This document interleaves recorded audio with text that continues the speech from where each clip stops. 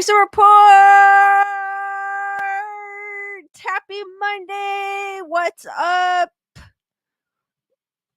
Let me go to the top so I don't miss anybody. What's up, Nikki? D Nice! Will, Chris, Nikki again, Bernadette, Rich Buddy, what's up? Spring Storm,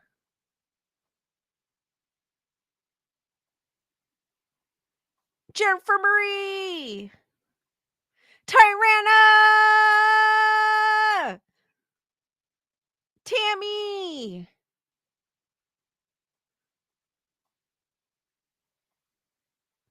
sorry guys, I'm scrolling down. Gunner Girl, what's up?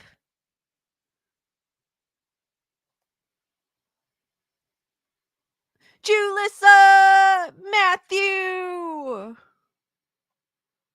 How's everyone doing? How was your weekend? Jennifer Marie has already found the duck, the mysteriously moving duck in the background. I just had to make sure you guys could still see it, and I didn't put it in a place where you couldn't.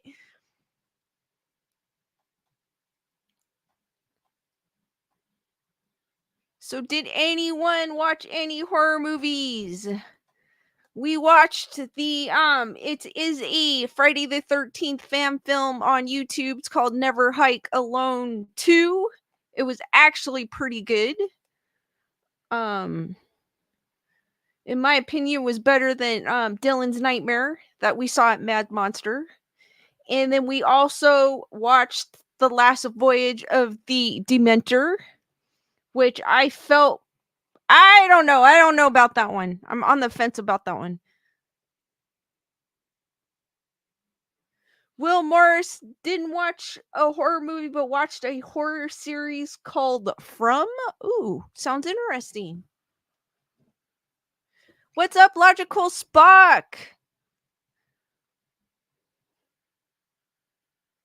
Nerd Report goes that Nerd Report in the house. That movie sucked. He's referring to the Lenore. What's up? He's referring to the Last Voyage of the Dementor. Bernadette saw Never Hiked Alone and liked it way better than Dylan's New Nightmare. It was like a better production. I felt like I was all into. I'm a huge Jason fan, and I felt like it was a pretty good film for being a fan film.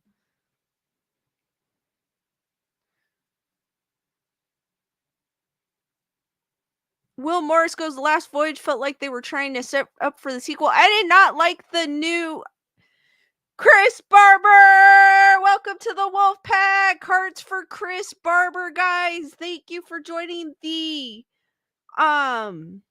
Wolf Pack.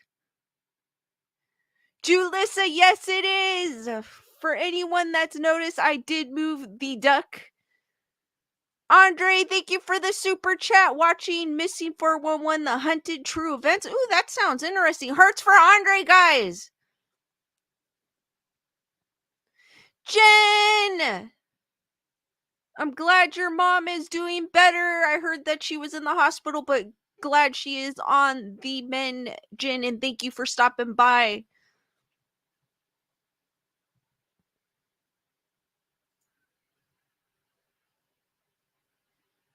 But yeah, we watched The Last Voyage of the Dementor, and it was kind of, I don't know, I just felt like it, like, I don't want to like give it away for you guys, but I just felt like it was kind of boring. But it didn't look like, we'll give it this one, it didn't look like it was on a set.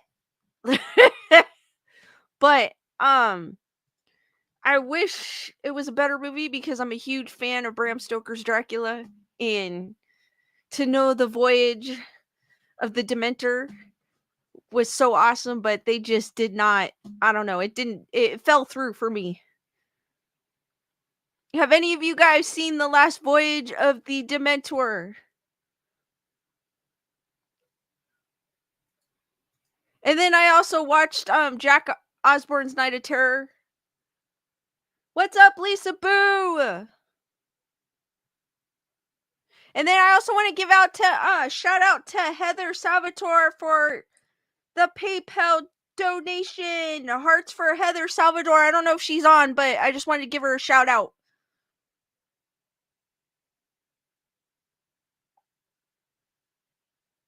She sent a PayPal before I even started streaming. So hearts for Heather Salvador, guys. Lisa Boo goes, no, I haven't seen that one. Chris Barber goes, I watched a couple of crap movies. Teresa goes, nope. I had Jen Decker, what's up? Will Morris goes, it's basically the Captain Logs from yeah, it is. And it wasn't. I felt like they could have done a lot more with it than they actually did. Matthew goes, I saw the second Orphan and Unhinged. I liked the second a bit more than the first. Both are real good. I love the Orphan. I like both of them.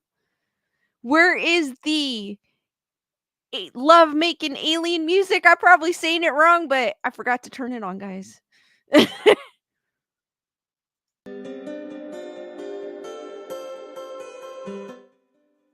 All right, we'll go with cinematic music for the background. Jen Decker, thank you for the super sticker. Hearts for Jen. Thank you for the support. Oh, now I can't even hear it.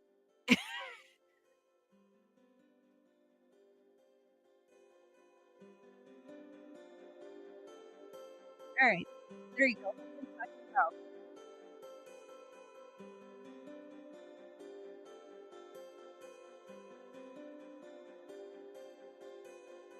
Who did that? Someone else watched a horror movie this past weekend.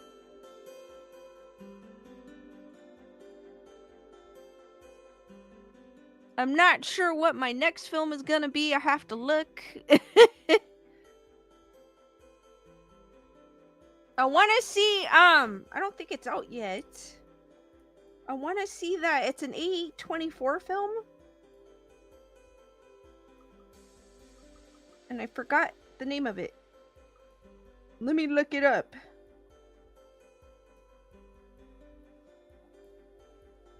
Talk to Me. That's the one I want to see, but I don't think it's out yet. I heard that it's pretty good, but I have to see it to check it out.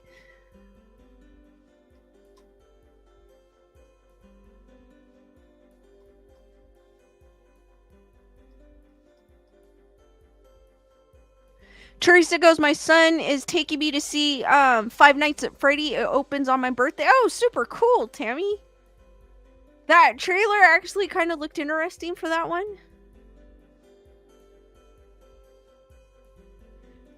Will Mars Goes Talk to Me is out, but well, I think you have to pay for it. It's not on like official streaming yet.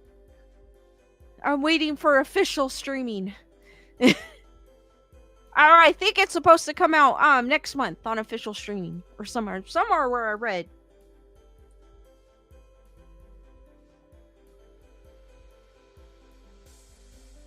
Let me look it up.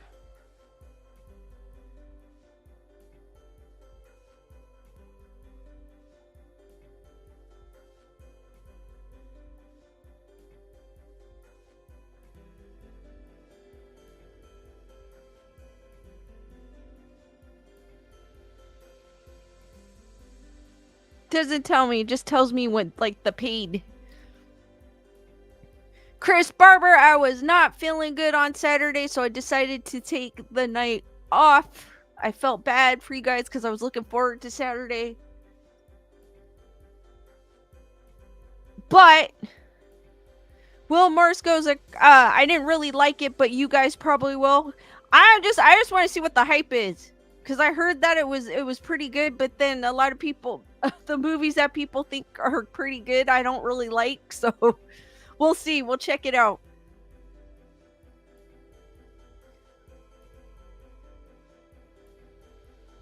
And it's kind of heartbroken because I couldn't be here on Saturday because I was looking forward to it.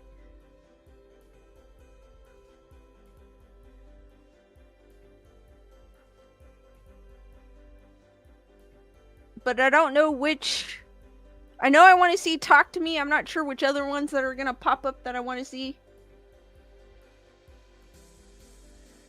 Will Morris goes, it does have a fresh take on a few horror tropes. Okay. Chris Barber, I am feeling better today. Just a bit tired.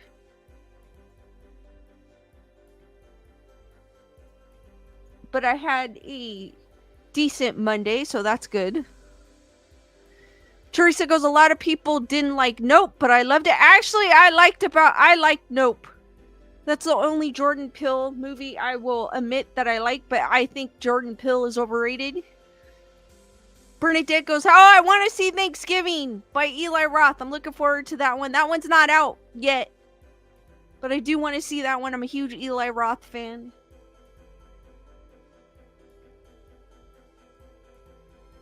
Springstorm goes, I watched Us and Ma for the first time. Chris Barber goes, Nope was fun. It's fun. Nope was kind of cool. It's a different take. Nope I enjoyed. The other ones I didn't quite enjoy by Jordan Peele.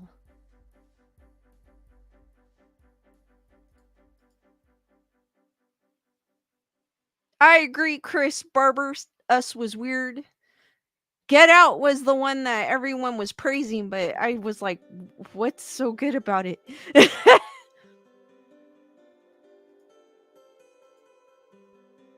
And then Us was like, it's alright. The concept was good.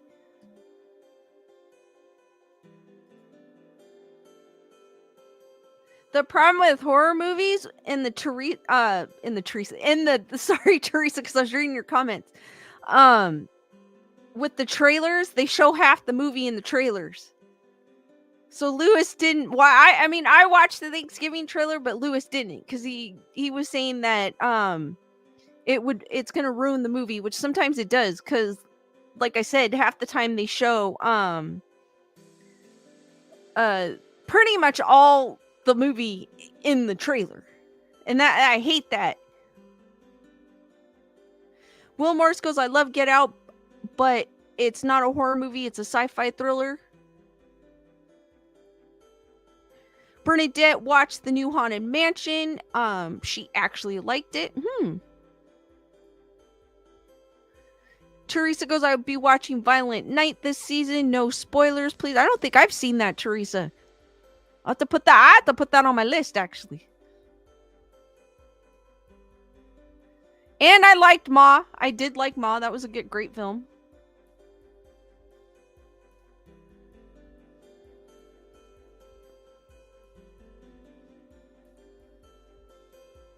I may check out the Haunted Museum, but I'm not a huge Disney fan, so. But I won't stay there and say the movie's awful. I'll watch it first before giving. Because there's some people that will say a movie's awful without even actually watching it. I'm like, come on. Like, how do you know it's awful if you didn't see it? Matthew says, I saw Violent Night on Prime.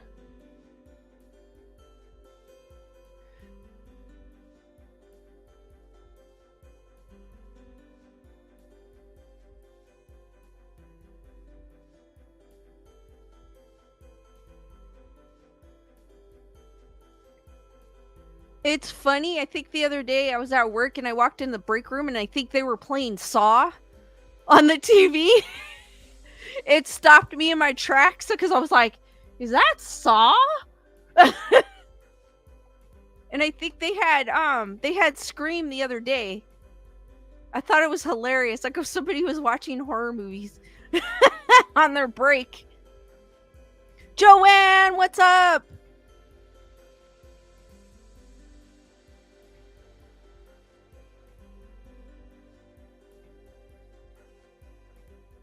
Nikki goes, Lisa, you got a helping hand on the chair? I do. As long as I don't move, he won't move. If I move, he'll fall off.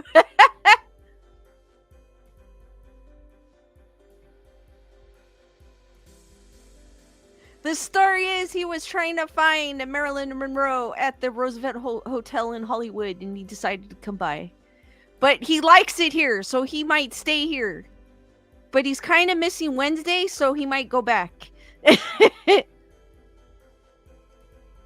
Andre just saw Chucky move his finger. He's like way back there. Rich goes, does sci-fi count as horror? What is the distinction? Rich, they don't tend to admit that it's a horror film. They'll either classify it as, most of the time they classify it as a thriller.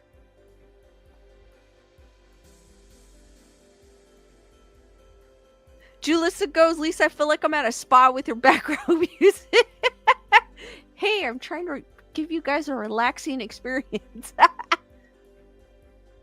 Chris Barr goes, wish me luck. I'm headed to the Halloween store. Oh my gosh, Chris, don't use your entire paycheck at the store. That's usually what happens to me. I see everything I want.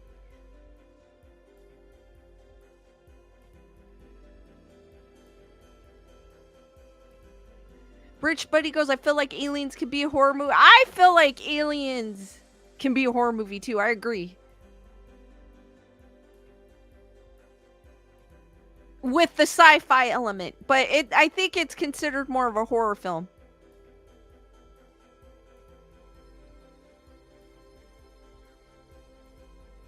Correct. That's smart. That's what I try to do.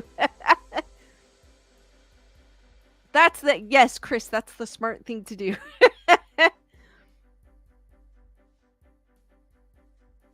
Rich Buddy's asking, did anyone like the last Alien movie, Prometheus? It was okay. I still prefer the original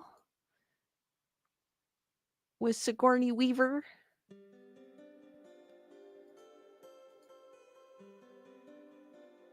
She was a badass, and they didn't even point it out because at that time they didn't point out like they do now with women in film.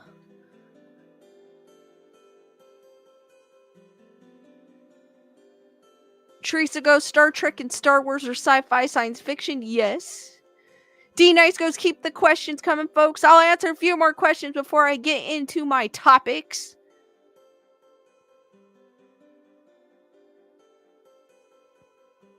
Julissa goes, did you see the Pope's? No! I need to see that. I have to check that one out. That is on my list, Julissa. Actually, you reminded me.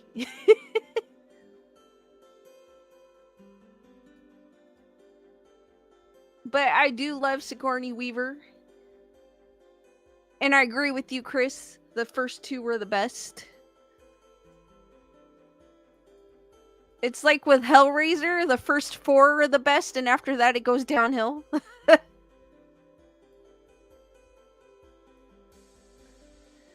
D Nice goes, Sigourney Weaver is a national treasure, protect her at all cost.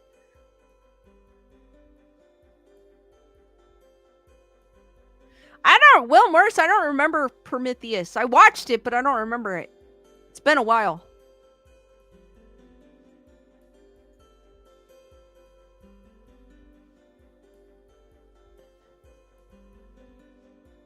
Teresa goes, I thought the Pope's Exorcist was okay. It kind of drawn out to me. I heard it was good, but then to each his own, but I do want to check it out. Gunner Girl goes, let's get the membership train going. Choo choo.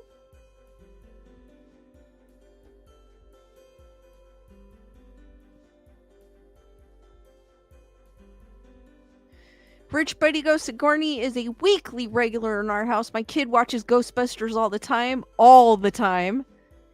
That is super cool. That's a great film. I haven't seen Ghostbusters in ages. Will Morris does not watch exorcism movies. I feel like with exorcism movies and witchcraft, they have like a type of witchcraft movie. I feel like people like Hereditary. I don't know if any of you've seen Hereditary. Well, I watched it, and it kind of, and everyone was, Tyranna! Thank you for the super sticker! Hearts for Tyranna, guys! Thank you for the support! And it's a corgi! Andre goes, The Shining in 3D with surround sound was scary.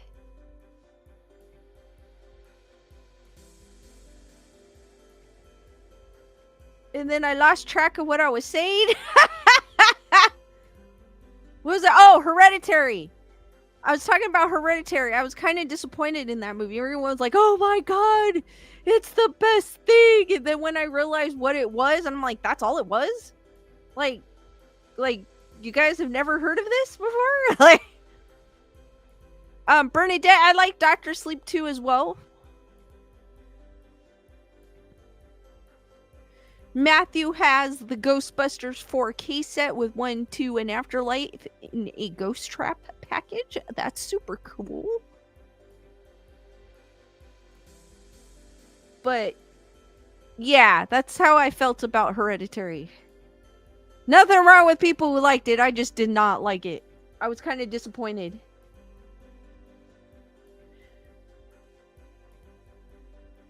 Spring Storm goes, oh, my Hereditary is very disturbing. It left me with questions. It was like a mind F, as I call it. But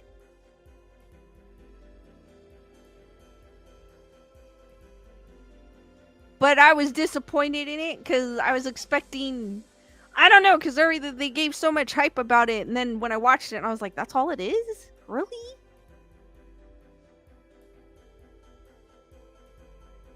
It's okay, D Nice. Thank you for being in the chat.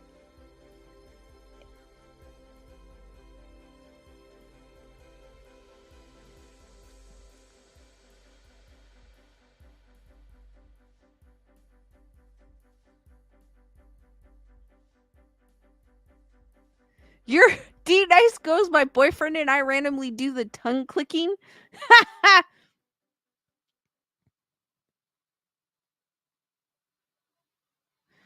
Will Morse goes, I like The Outsider, that series about the King book, but if you know anything about mythology, you will figure it out after the first episode. Teresa was unimpressed with Hereditary. Same here.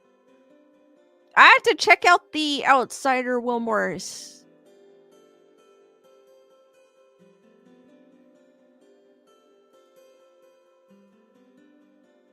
I was kind of disappointed in it.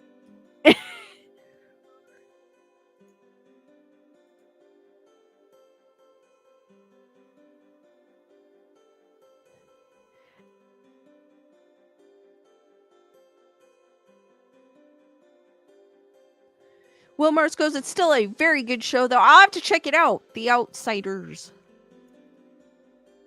I will have to check that one out. I'll add it to my list. Teresa didn't like, or Tyranna didn't like it as well. Bernadette goes, have you seen Red Rose? I heard it has something to do with the Winchester home. No, I haven't. Huh. That sounds interesting, actually, because of the name.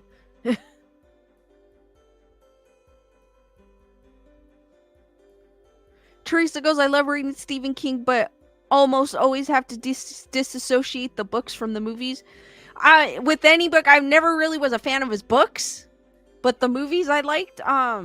But with I get what you're saying, because the books I've read and then I watch the movie, the books are always better. So I totally understand. I totally understand where you're coming from, Teresa.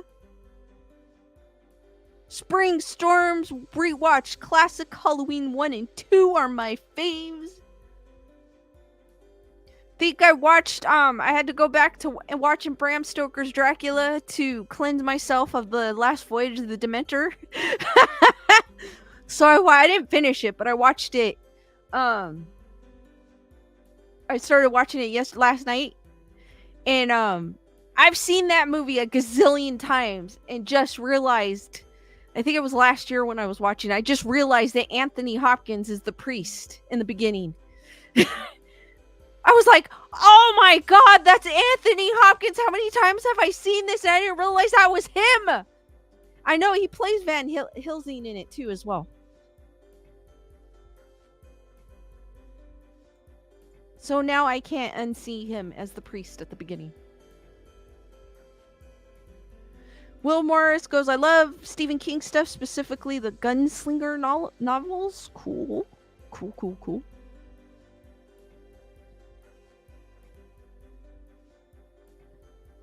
Teresa goes, this is the first time I've heard of this Dementor movie. It came out earlier this or over the summer, I think it came out. And I was super excited about it.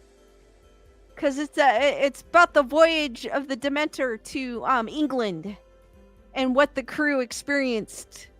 And I was like, it went after that.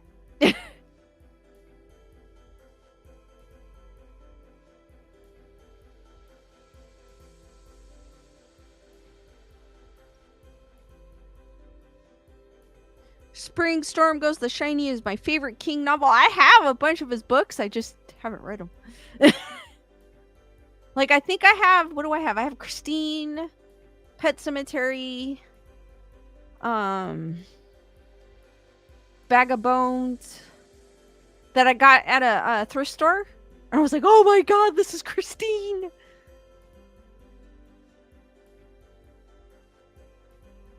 D Nice goes, it's crazy all the actors and actresses we grew up with. They are all now big horror movie stars, loving it and see potential in a lot of young stars.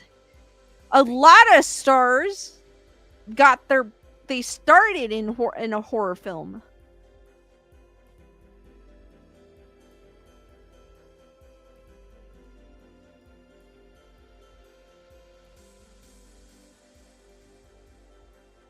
Which was like Kevin Bacon, Johnny Depp.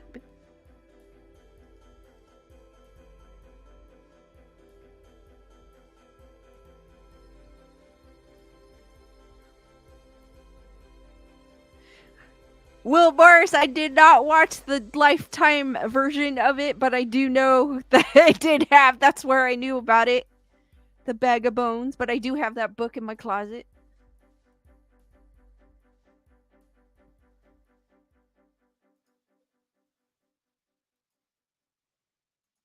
Alright, guys, let's get into ghosts in the news.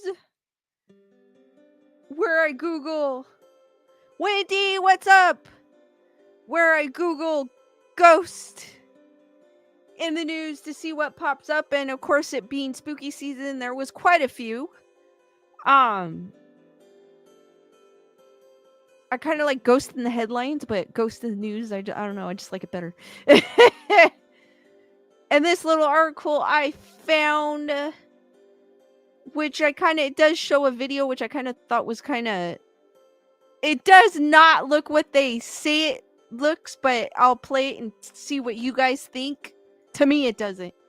And this is from CBS News Boston. Did a Portsmouth, New Hampshire restaurant known for its ghosts catch a spooky sight on camera? Portsmouth, New Hampshire. Did a New Hampshire restaurant catch a ghost on camera? The Library restaurant in Portsmouth says in a Facebook post that motion detectors inside the building were triggered just before what appears to be a puff of smoke passes by outside. The restaurant says it couldn't have been wind because the trees in the video aren't moving, and also shot down suggestions that it was someone smoking or vaping. It is not lights from the car because you can see how others are picked up and there is no horizontal wind blowing. So what can this be? The Facebook post reads. The video shows police officers responding to the alarm shortly after. Make of it what you will, but this has never happened before, the restaurant posted. Spooky coincidence for the time of year? Those commenting on the restaurant's Facebook page were divided about whether something paranormal actually occurred. It's just a steam or fog, one person wrote, though the restaurant replied that it's not something that would have set off indoor alarms. You could see a poltergeist going by the camera, very cool, another said. Others claim to have had ghastly encounters in the building before. I have been in the library many times and I assure you that there is a female ghost in the bathroom area in the lower level, reads one comment. The restaurant is located at the Rockingham building, which is said to be well known for its ghosts and notably the ones in the library basement. It was built in 1785 but mostly destroyed in a disastrous fire in 1884. So guys, I am gonna play this video and I'm gonna see what you guys see.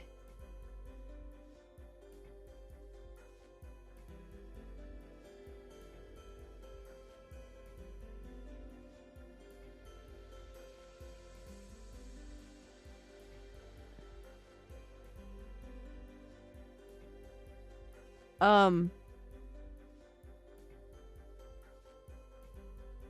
on, let me go back again.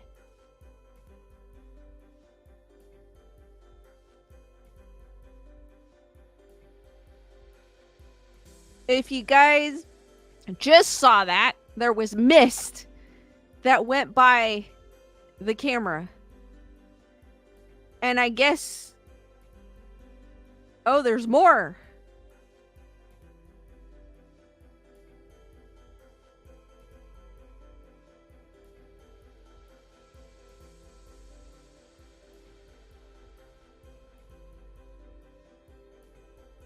And I guess it activated the alarm?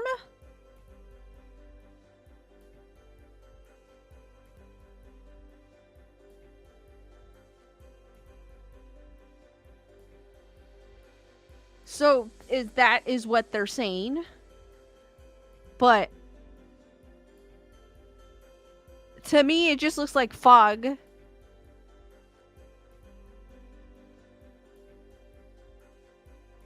And I guess that's the police, because there was an alarm going off.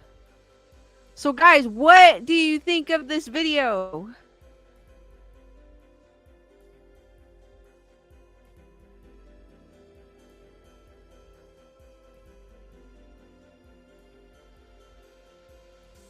Jeffrey goes, I hate it when ghosts are attached to a bathroom because I have a small bladder and will always visit a bathroom. Chris Barber goes, cigarette smoke. Julissa goes, fog. Wendy Marino, someone smoking a cig, vape, or rolly. Bernadette goes, could it be dust? They're saying that it can't be because it set off their alarm. And if you notice at the end, the police were there, so obviously something was going off for them to be there.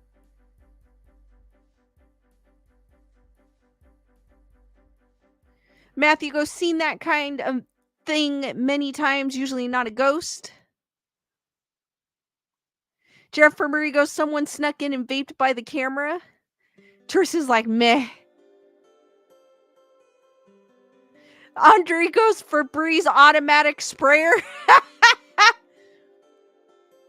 Julissa goes, they're Ghostbusters. Jennifer Murray goes, I wish I could see it slowed down. I don't know if I could do that on their video. Hold on.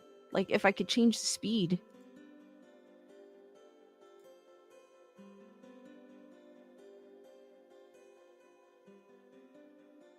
I don't think I can, because it took me into another...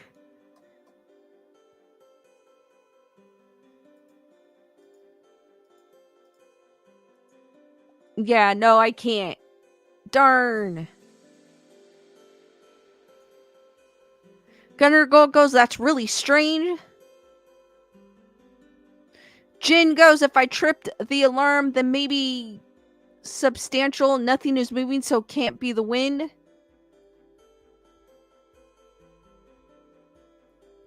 Wendy goes, sometimes I take photos while vaping creates the same image. That's what I was thinking. I go, it's smoke. Like, yeah, I was thinking the same thing.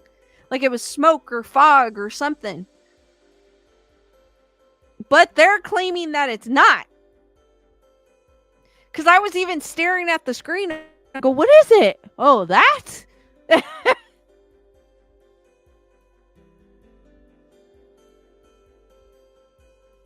I know, Julissa.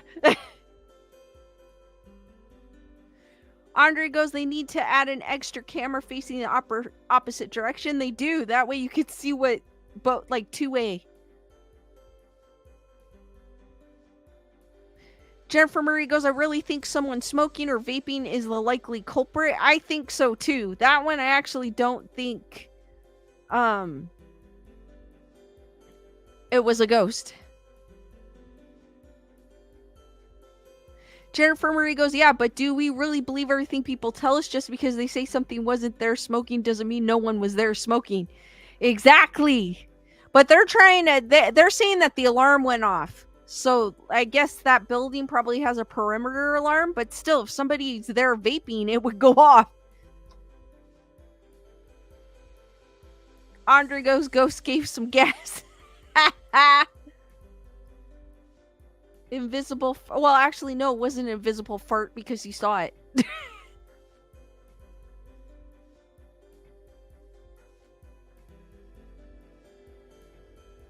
Tyrana goes smoke. Jeffrey Marie goes, the library just wants publicity. It's all a PR stunt. I think it's a restaurant. Or something. Hold on.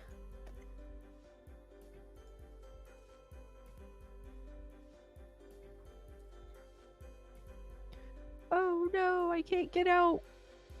It won't let me. I think it's a restaurant. Wendigo sketch, just saying. Teresa is a huge skeptic but wants to believe. Julissa goes gassy ghost.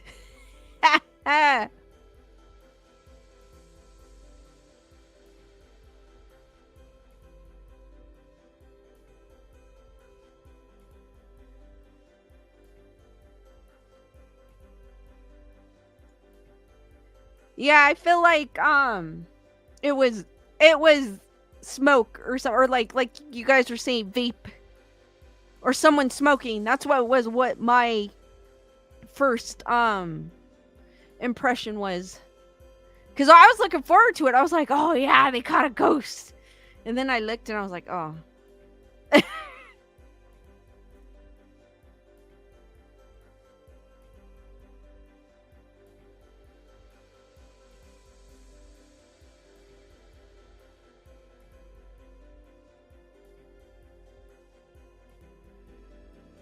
Andre goes, new reporter in town wants to start making news by creating the incident. True, they want to make a name for themselves. Wendy goes, I want to believe. The problem with it, the only way you will know is if you're actually seeing it yourself. Like, if you were the one posting the video, then you would be like... But I would still try to debunk it. I'd be like... Nah.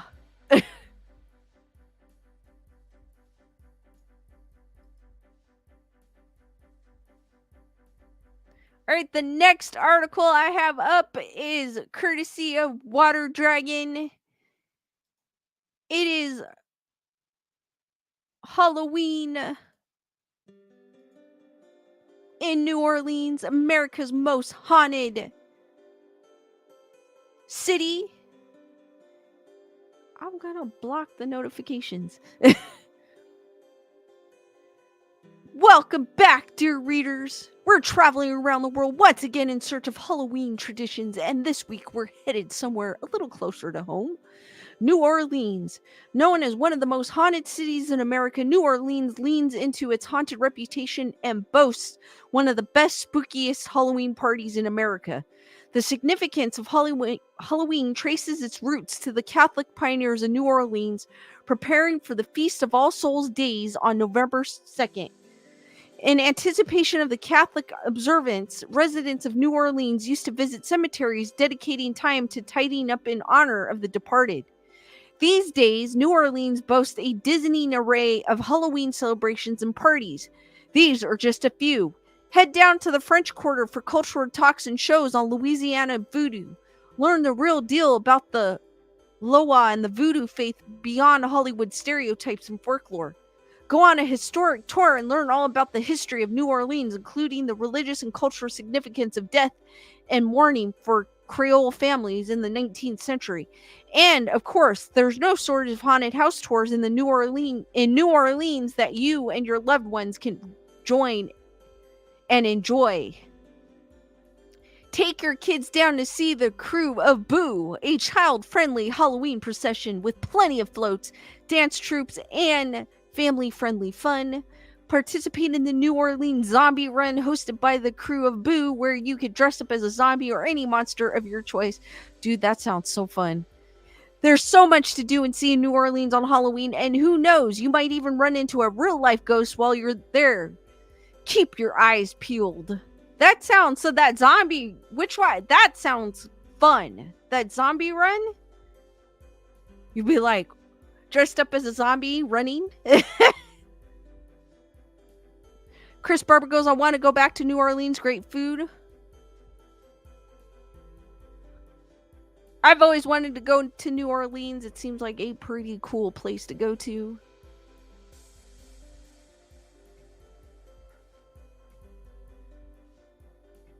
Matthew goes, unless you were an actor for no good dang reason. I know, I saw that and I thought it was ridiculous, but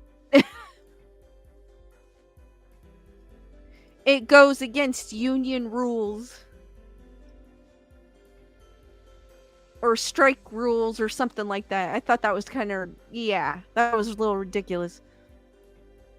Will Morris goes, it's all fun and games until the zombie catches you.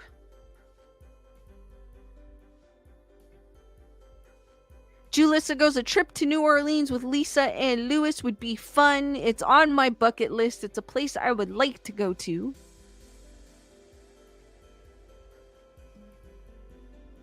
But that sounds fun. They've got some friendly hearts for Heather whatever. Thank you for sending a PayPal. Hearts for Heather whatever, guys. Thank you for the support, Heather whatever. I didn't even hear that on my phone. I just saw the email pop up. That's weird. Oh, there it goes. It's delayed. Andre goes, looking for vamps in Orleans. I would like to learn about the folklore of voodoo.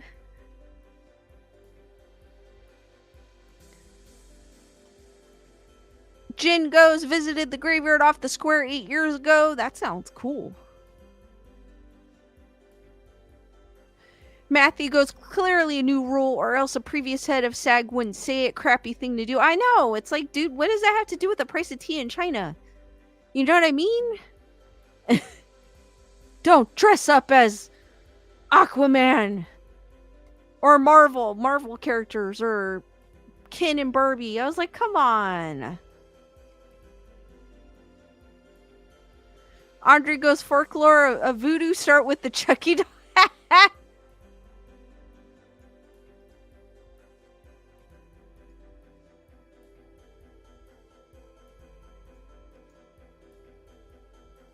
I don't know if Heather whatever is listening, because I don't see her in the chat, but I want to say thank you for your PayPal. I know she was having issues with her YouTube, but I do appreciate it.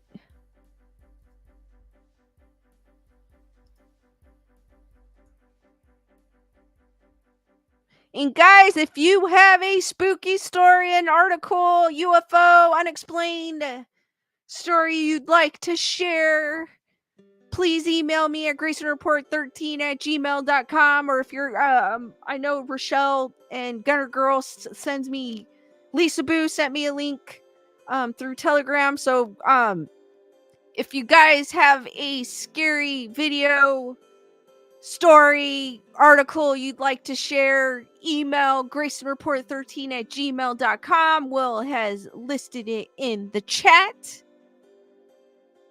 Rich Buddy goes, I'm going to be a plague doctor. Oh, that is so cool. I'm going to be a plague doctor for trick-or-treating. Lisa Booth goes, the actors can't even sign anything to do with movies. That's kind of like part of the, I guess it's a thing in the strike guidelines, which I think is petty. But Julissa goes, I decided to dress as Lisa Greason on Halloween. I'm sporting my That's So Cool t-shirt and a cool hat or beanie. Oh, cool, Julissa. That's so cool.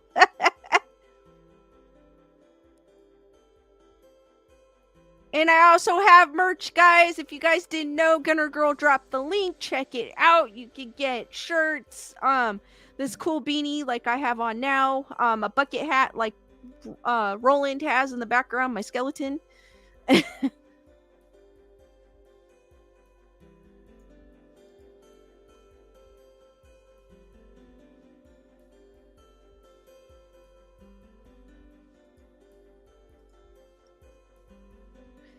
Wendy, you may just have to re-enter it, because sometimes that happens.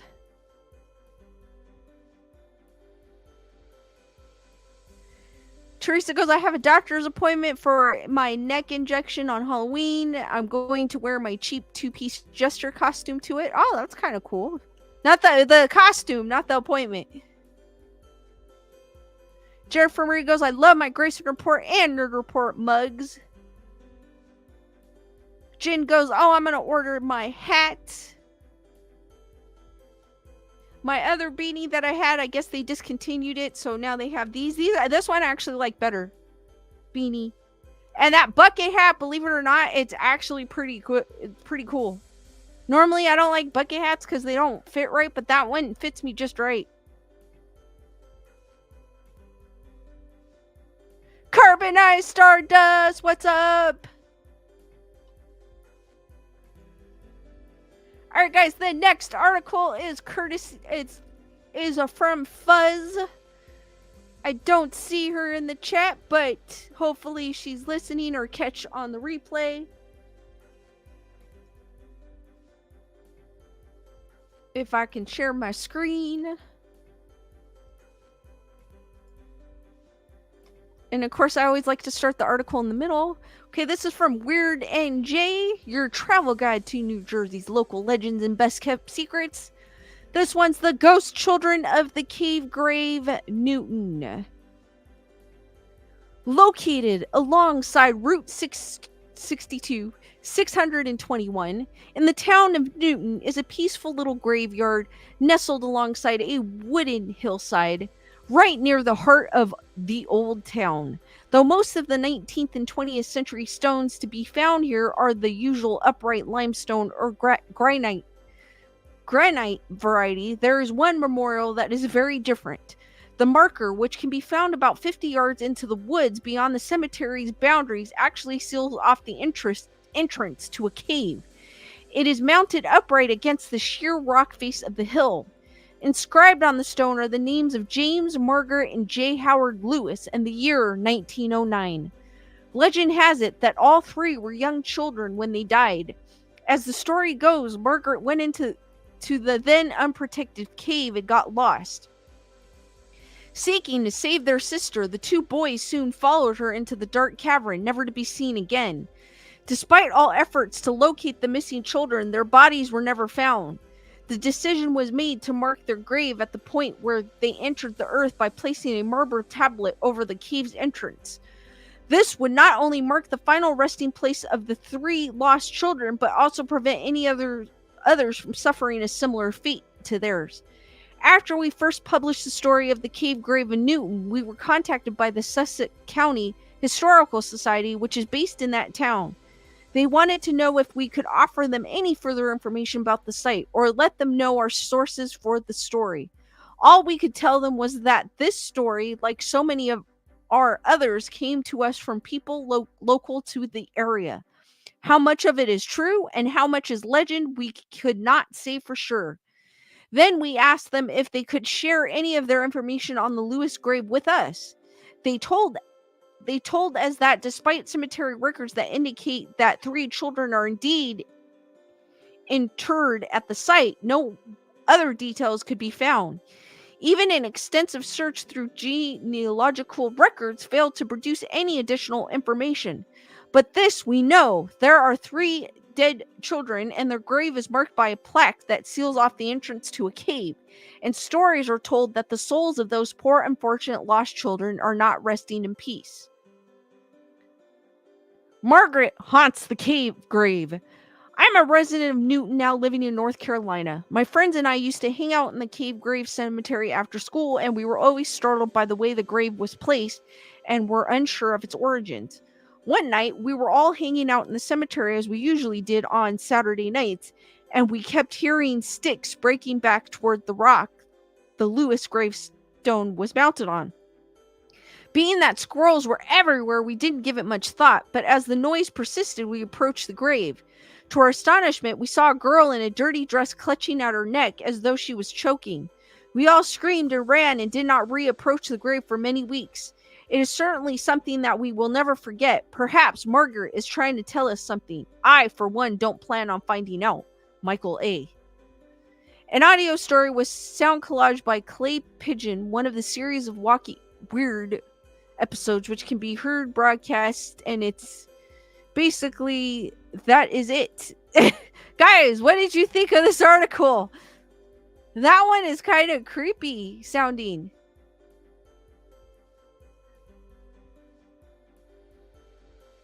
Andre goes, sounds like my kind of people. Jennifer Marie, my heart breaks for those children. Yes. Alice, what's up, Alice? I have it in the other room, but I did finally get your gift last Tuesday, and darn it, I left it in the other room. But thank you for your gift that you sent me. I really liked it. It was like 3 little skeletons with the hear, see, or speak no evil. Thank you, Alice. And I left it in the other room like a douche. Hearts for Alice, guys. Lisa Boo goes creepy. D Nice goes, that was creepy, so sad for those kids. Jennifer Marie, speaking of ghost children, I sage mine away. Oh, I saw that on Telegram. Have they returned, Jennifer Marie? Andre goes, definitely bring the spirit box and saying hi to Marge. Yes, Allison, I got it, and stupid me left it in the other room. But thank you, I really enjoyed it. And I was going to put it in here, too. I just hadn't had a chance. It's a super cool gift, Alice. Thank you.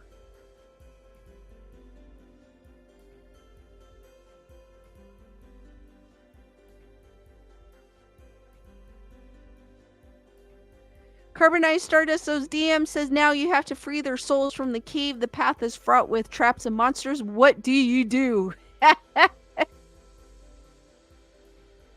You would be smart and find a way to free their souls. Jennifer Marie goes, it's been nice and quiet since they saged them away. That's, I mean, if you wanted to. Sometimes I don't want to sage because I don't want it to go away. But it just depends.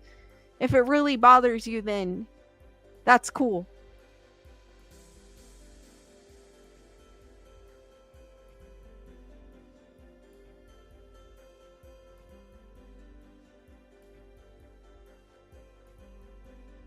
Alice Martinez asking if I feel better. I do. Just a bit tired. But I am feeling better.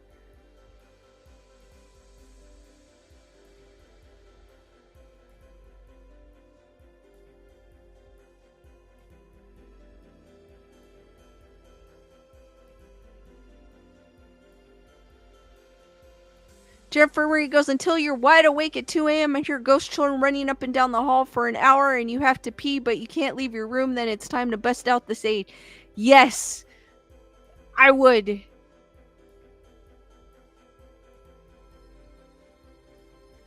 In that case, I would, because I wouldn't want to go out in the hallway if I heard that. I'd be like, guys, stop, I have to pee! But I wouldn't want to go out if I heard that. Okay, I don't blame you, Jennifer Marie. I really don't.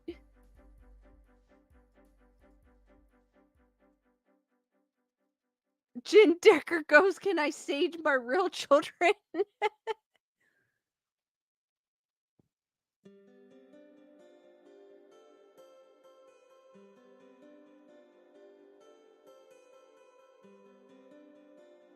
Jennifer Marie goes, I don't let my own children run the hall, so not gonna let ghost children. They had to go into the light.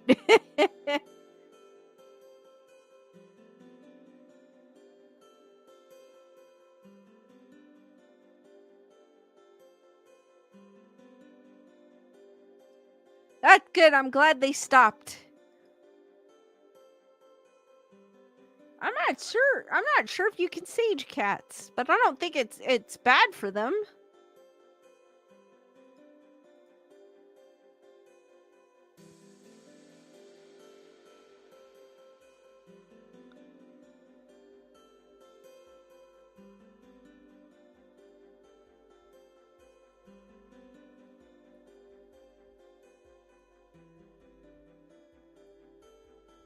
D Nice goes, they're probably getting ready to trick or treat. They're getting their, and no, they're restless. They were getting their exercise in.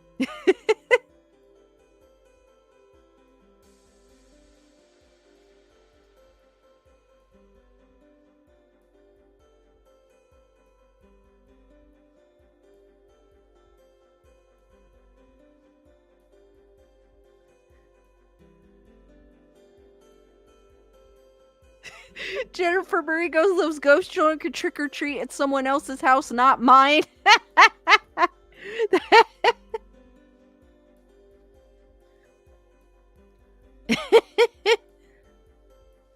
Julissa goes, the ghost children had the zoomies. They were a little restless.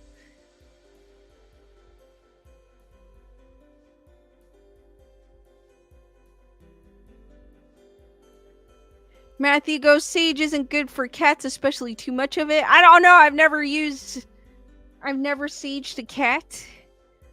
I don't think I would want to, but... Alright guys, up to the next article that I found with ghosts in the news. Cheryl King, what's up?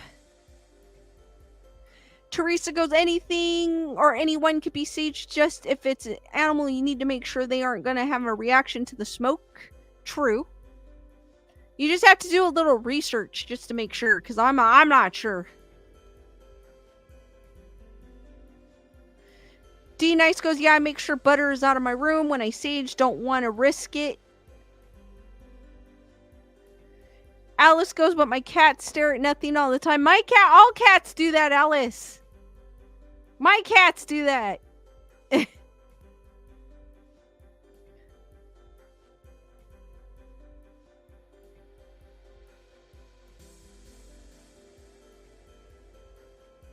Alright, the next article is from Arizona, or AZ Central. And it goes, haunted Arizona, does Jack the Ripper lurk at London Bridge? And what's the red ghost? When it comes to ghost stories, Arizona claims a classic. The red ghost terrorizes the Arizona frontier for a decade before the 20th century. The beast was tall, fierce, red as the fires of hell, and ridden by a dead man. That sort of thing causes chills no matter what century. First sighted in 1883, the red ghost trampled a woman to death near Eagle Creek in southeastern Arizona. It destroyed a prospector's camp near Clifton, and another time toppled teamsters' wagons in the middle of the night. Terrified witnesses described its immense size. The only physical evidence left behind was large cloven hoof prints and tufts of red hair. What is the red ghost in Arizona? Finally, an upright and sober citizen spotted the beast while rounding up cows near the Salt River. He recognized it as a camel, but there was something peculiar about this dromedary. There appeared to be the skeleton of a man lashed to the back of the animal. Before the Civil War, the U.S. Army had employed camels as beasts of burden while surveying a wagon road across northern Arizona. The camels performed admirably, but were also independent and cantankerous. Some were sold at auction. Cheryl King, thank you for being thank you for being a member of the Wolf Pack for 1 month. Hearts for Cheryl, saying love this lady. Thank you, Cheryl. Hearts for Cheryl, guys.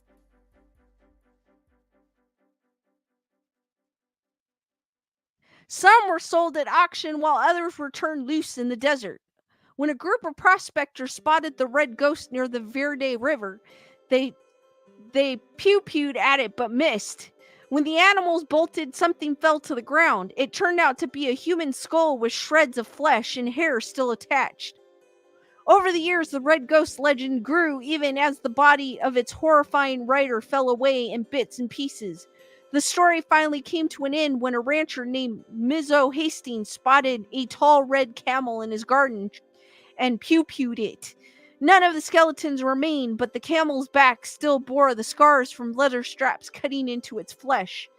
Who the mysterious rider was, a miner too weak to ride, a soldier on a dare, no one knows.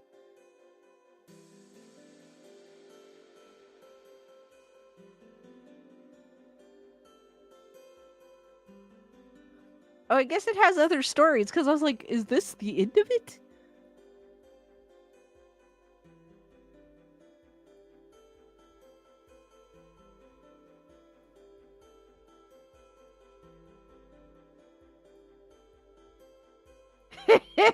I know, Gunner. Arizona's spookiest ghost stories. Yet, even though the red ghost rides no more, you'll find plenty of other spooky tales for this Halloween season across Arizona. A tragic death haunts the Museum Club in Flagstaff. Fashioned as a giant log cabin, the cavernous honky-tonk looms on Route 66.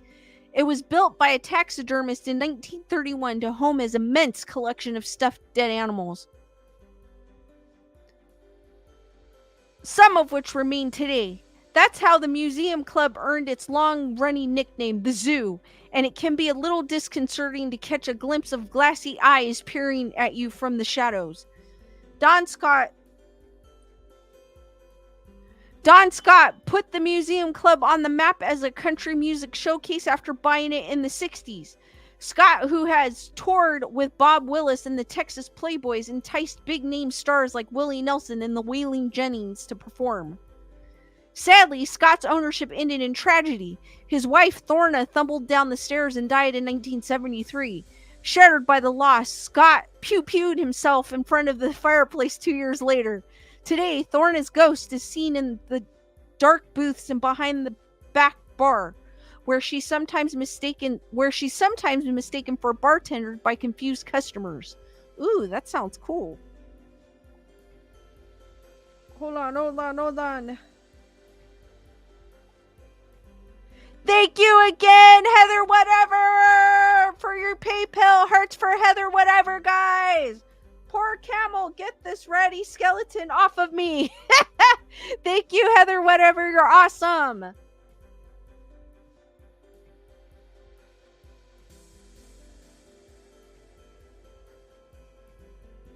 Randy Garner, what's up? London Bridge was rebuilt in Lake Havasu City with ghosts. As if Arizona didn't have enough ghosts, we seem to have imported a few more that traveled to Lake Havasu City with the granite bones of the London Bridge. A lot of residual energy came with the historic span, since apparitions in Victorian clothing have been seen since the dedication ceremony in Lake Havasu City in 1971. A London Bobby still patrols the bridge. A woman in black is seen reliving her leaping from the bridge but then vanishing before hitting the water. More than one paranormal investigation claims that Jack the Ripper is still attached to the bridge.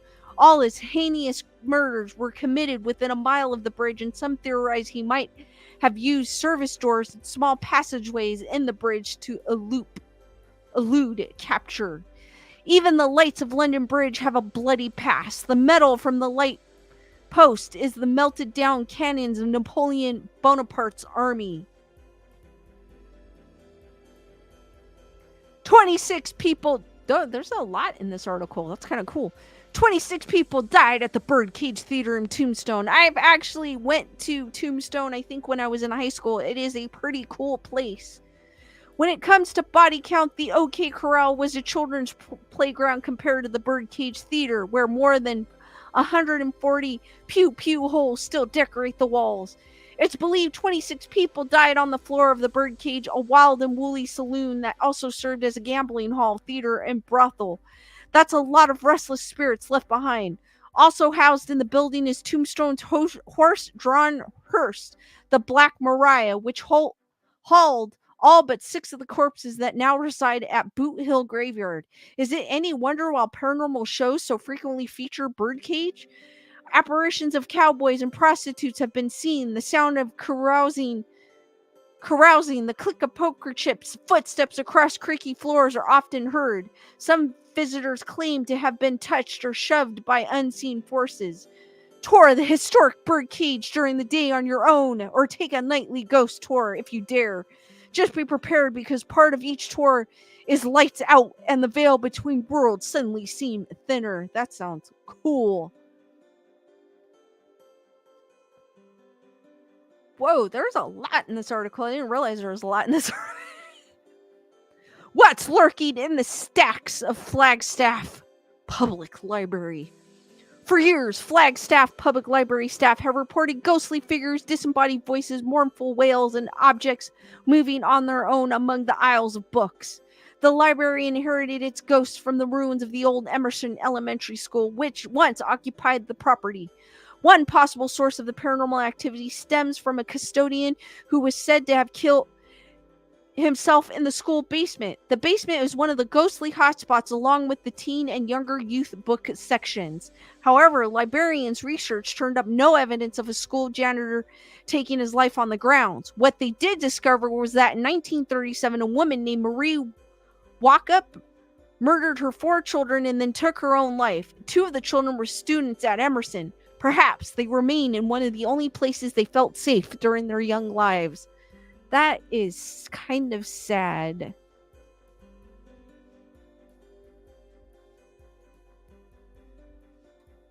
Cheryl goes, I've never been on a ghost tour. I've been to the Queen Mary, but that was years ago, and I don't even know if it was a ghost tour because I don't even remember it. Matthew Coburn goes, Ghost Hunters went there. Real good episode. Ghost Adventure also went there, too.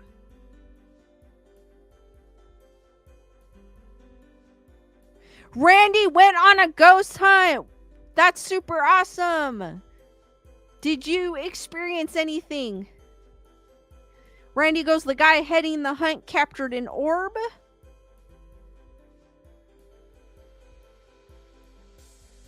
And I did see that as he was filming. That's super cool, Randy.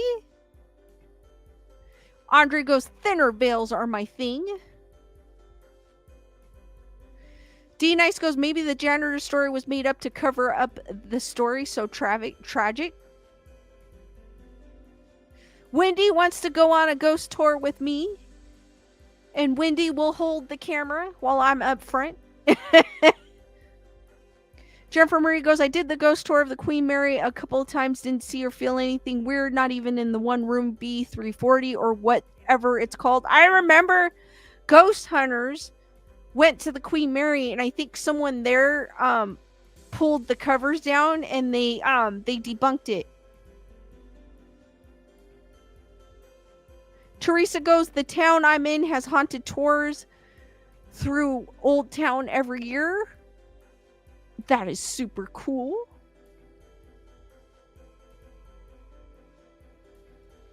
All right, to continue, what's in the walls at Haunted Hamburger in Jerome? That is that really called Haunted Hamburger? It is called Haunted Hamburger. That is super.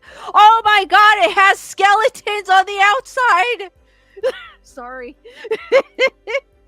When Eric and Michelle Jurism were converting an old miner's boarding house into a restaurant, they soon realized they weren't alone.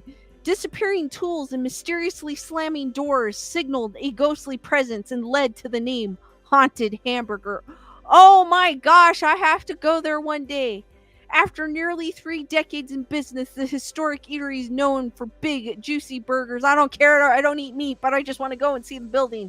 Expansive views and lingering spirits. Cans fly off the shelves, water turns on by itself, and the ghostly image of a woman occasionally shows up in photographs. That is so cool. That is a cool name, too. I'm sorry. Who's prowling Davis Monthan Air Force Base in Tucson? What's the point of having the world's largest boneyard without a ghost? The storage area of Davis Monthan Air Force Base serves as the final resting place for an estimated 4,400 military aircraft. So you've already got a pretty eerie scene with row upon row of warbirds standing silent in the desert. There are numerous reports from security police patrolling the grounds of a pilot dressed in World War II era garb slowly walking among the aircraft. Perhaps he has one unfinished mission and is searching for his old plane.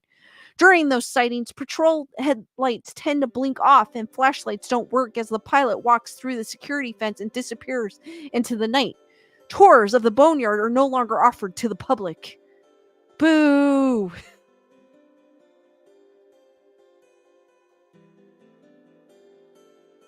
Bernadette goes, dang, Lisa, you woke up my cat. Randy's like, go now. Life is too short.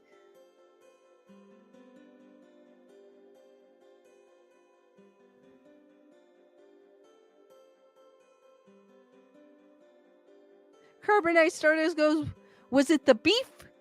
Were there quiet mad cow moves coming from the cooler? Andre goes, when Buns went missing, they knew.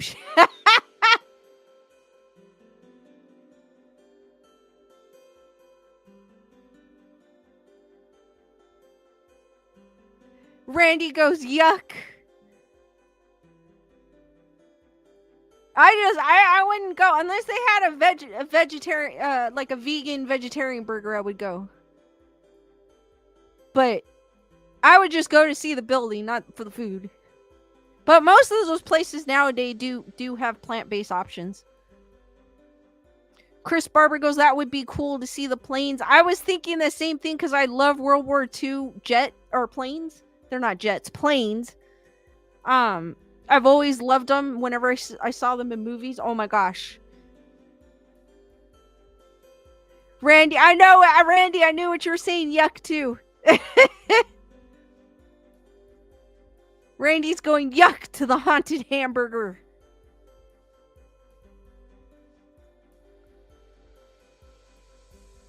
And it would be cool. Obviously, they're saying that it's haunted by a World War II pilot, so maybe they do have some World War II planes there. That would be super cool, but there's no more tours.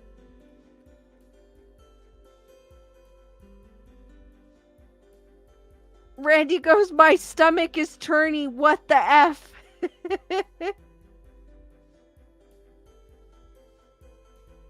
Matthew goes, I walked inside a flying fortress bomber on a school. Oh, that is so cool.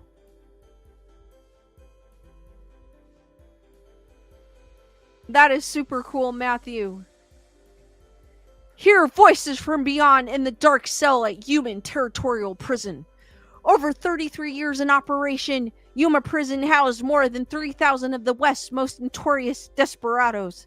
While no executions took place, 111 inmates died here and 104 still sleep in cold graves just outside the old walls. When you visit the prison cemetery, cast an eye toward the Colorado River. On moonlit nights, a woman is sometimes seen wandering the banks of the river where she drowned more than a century ago, trying to save her daughter. Tour the prison and don't be surprised if you hear convicts whispering to you from the shadowy cells. It's just a motion-activated recording to tell some of the prisoners' stories, but it will still make you jump. You may also feel a chill even in the Yuma warmth when passing cell 14. That's where John Ryan, imprisoned for crimes against nature, died by S. The worst offenders were locked away in the dark cell, shackled to the floor for days or weeks at a time. It's a frightening prospect when you step inside the gloomy black space and almost immediately feel the rock walls close around you. And that looks like it's it. So guys, what did you think of that article, and which one of those places would you love to visit?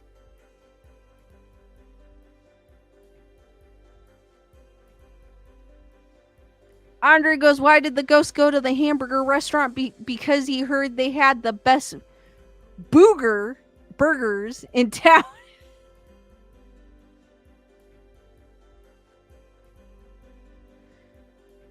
D Nice is going, Point Magoo Naval Air Station is where my dad used to go there all the time. Is where I grew up. Aside from Coronado, basically all the Navy bases. Randy goes, it wasn't my choice to not eat meat. Randy, why do you not, if you don't mind me asking, why do you not eat meat? Because you're saying it wasn't your choice.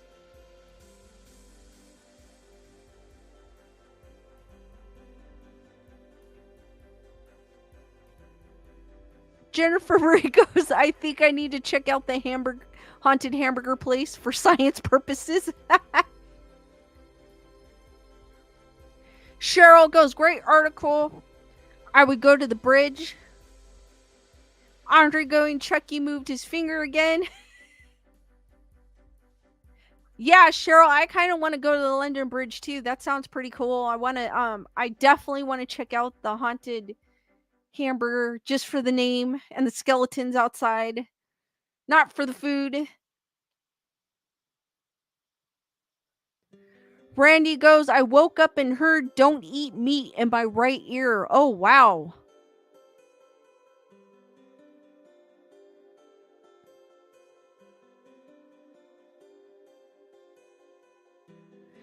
Matthew goes, I'll pay you Tuesday for a ghost burger today.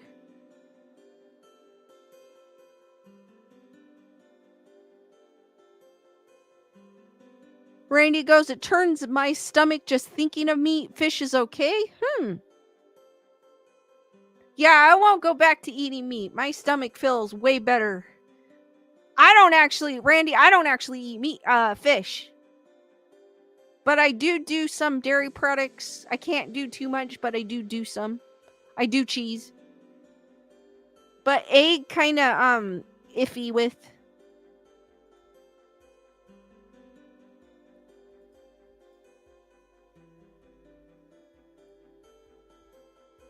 But nothing wrong with people that do eat meat.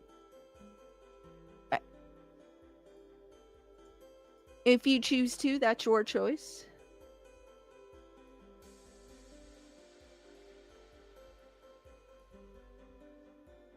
Carbonized Stardust goes, I'm an omnivore. Plants, good. Animals, good. Byproducts, so good.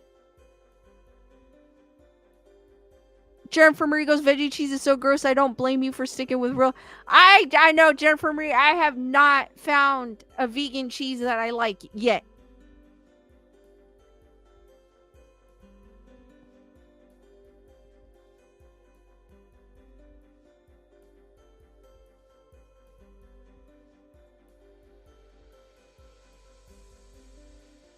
Brandy goes, I found egg whites make me feel better than eating the whole egg.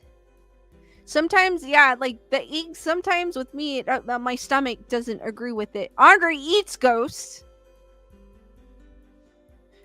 Alice drinks almond milk or oat milk. If I do, that's what I drink. I like I like coconut milk. Or I like cashew milk. Or the almond, I think there's an almond coconut milk that I like.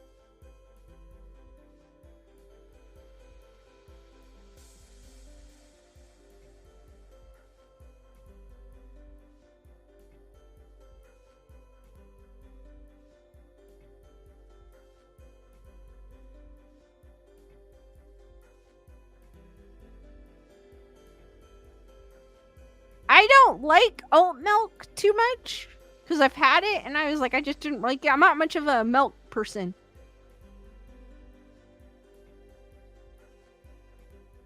So I kind of stay away from oat milk. That is, if I drink the milk, that's what I drink, but I don't drink it too much. Just every once in a while.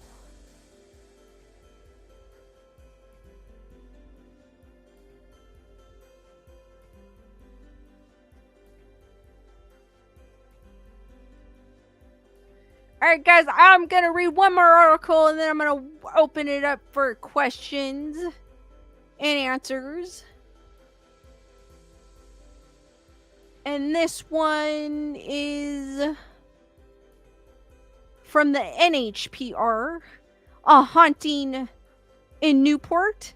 Paranormal investigators explore ghost stories at a New Hampshire opera house. The Newport Opera House could be considered a focal point of the town's main street. Its clock tower rises above all the buildings, chiming every hour until 10 p.m., and according to local lore, it might be haunted. The Upper Valley Paranormal Society recently set out to investigate, and their quest is at the heart of a new documentary showing at the Opera House this weekend. The Upper Valley Paranormal Society began in an unlikely place, the basement of Neil Cronsey's house in Rochester, Vermont, dubbed the Man Cave. It was where he hosted weird movie nights with his friends. That Cronsey, thinking, what if they formed a group of their own to look for weird phenomenon? Everyone he recalled enthusiastically said yes. In 2018, they led their first expedition to an old cemetery near Granville, Vermont. It was spooky, but there was zero activity that we experienced or could catch on tape or camera, Cronsey said. The very best thing we captured that night was a barn owl that hooted periodically and a crinkly static that appeared on the mic feeds. We left the cemetery the next morning and laughed about the experience. Cronsey's search for ghosts at the Newport Opera House began when he was performing in a production of Frankenstein there. He asked fellow thespians if they felt the venue was haunted. It was like a psychic time bomb went out, Kronse said. Everyone had a story they wanted to tell about this place. Kronse heard many stories that night. One came from the show's director, Keegan Osgood. One night, he was on the stage after a show, sort of tidying things up, getting ready to go home, and he heard a woman's voice right here in the house, Kronse recalled. It was loud enough that he came out from what he was doing and looked around to see who might be here, and there was no one.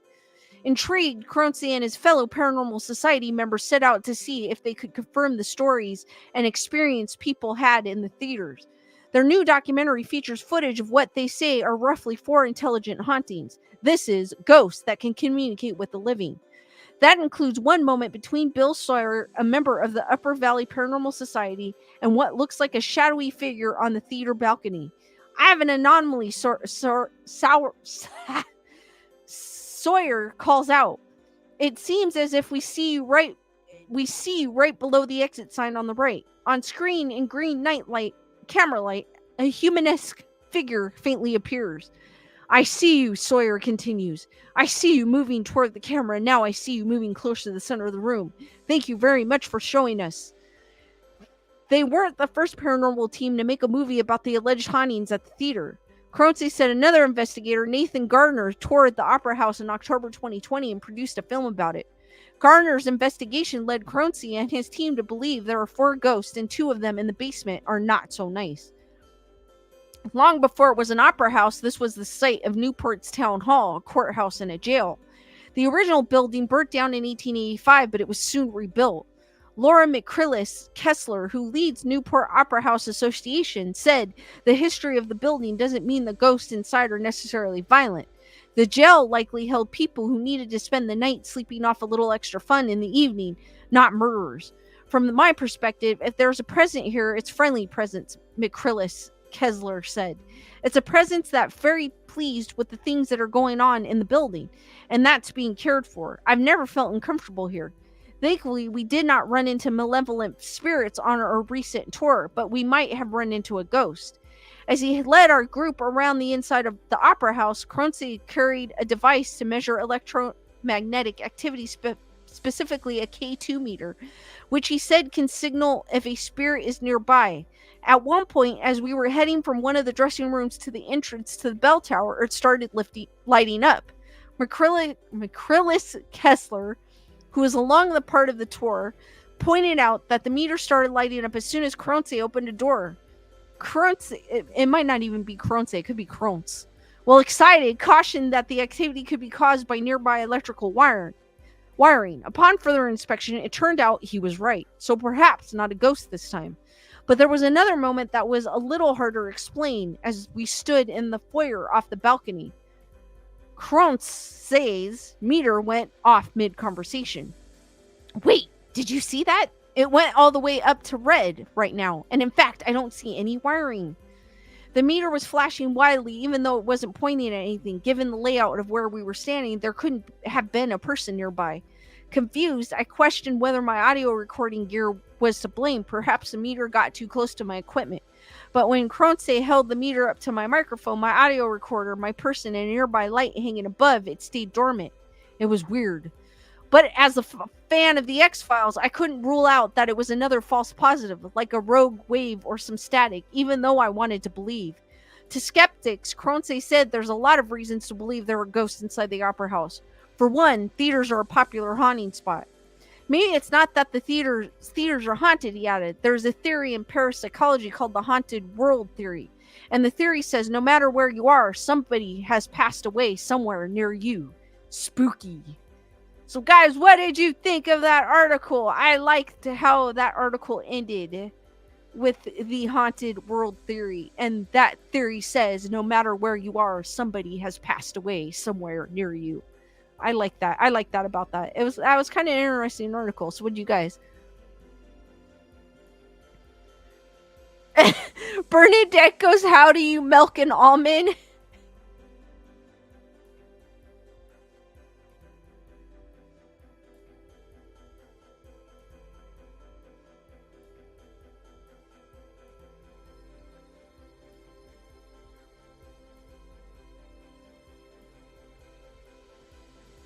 Julissa goes, that is so interesting.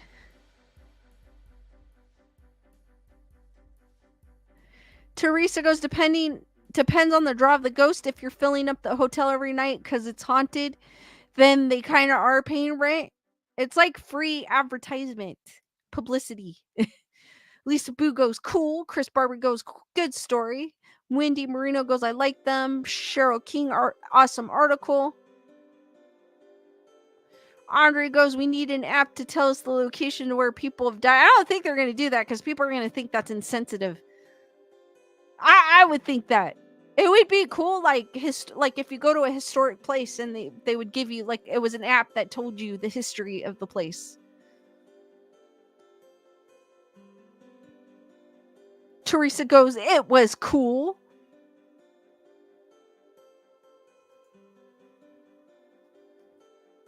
Bernadette goes, that was a cool story. It was. I like that story.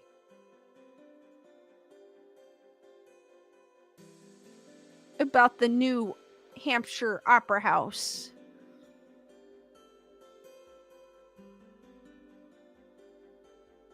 Andre goes, I like that world theory. I do too, because it's basically seeing somebody.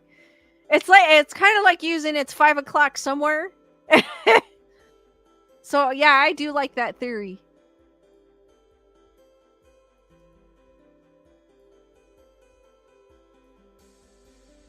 Chris Barber goes, they give graveyard tours in New Orleans. That would be cool. Especially because in New Orleans, the graves are above ground. So that'd be super cool to do one day. And it doesn't for me. I celebrate spooky season all year round, so. But this time of year, though, the veil is the thinnest between the living and the dead.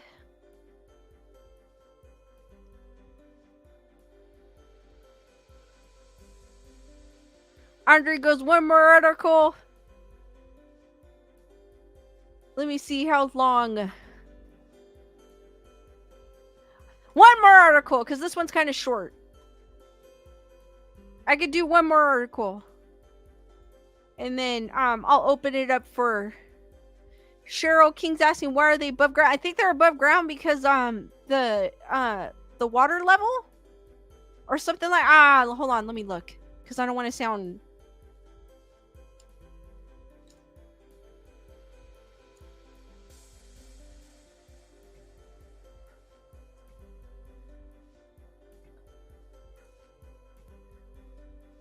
New Orleans is at or below sea level, resulting in a high water table in the soil. If a body or coffin is placed in an in-ground tomb in New Orleans, there is a risk of it being waterlogged or even displaced from the ground. For this reason, the people in New Orleans have generally used above-ground tombs.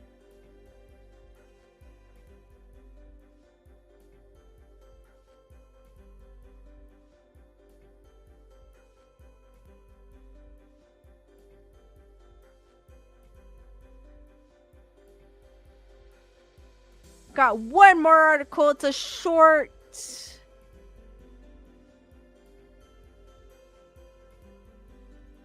I think it's this one. It is this one. Okay, this is from the Nevada Appeal. Most haunted place draws ghost hunters to East Carson City.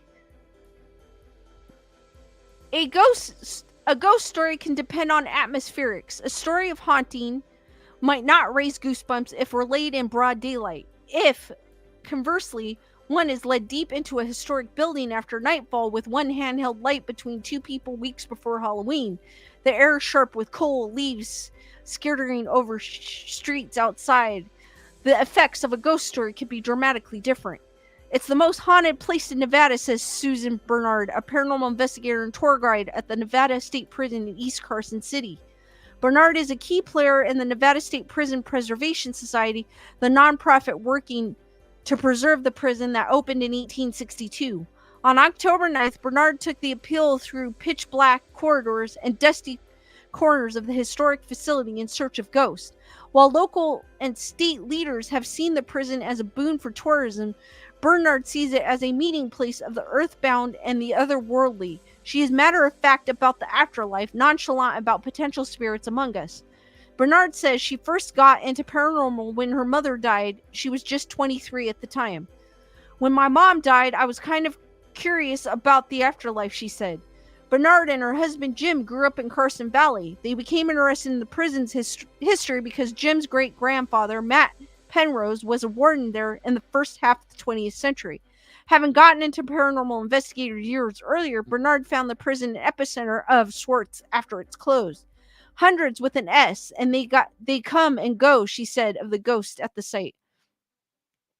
Bernard, now 61, is like a historian listing past wardens and famous inmates' executions, sometimes leaking historical facts to nebulous phenomenon in the present day. So far, we have counted 54 executions, and there could be more, she said. Established in 1862, the Nevada State Prison has seen escapees, riots, murders, and executions over 150 years of operation. In 1924, it saw the first execution by gas in the country. In 1985, it saw the first execution by lethal injection in the state. According to NSPPS, the first lethal injection was administered to serial killer Carol Cole. Years after the prison closed in 2012, paranormal investigators started capturing strange images.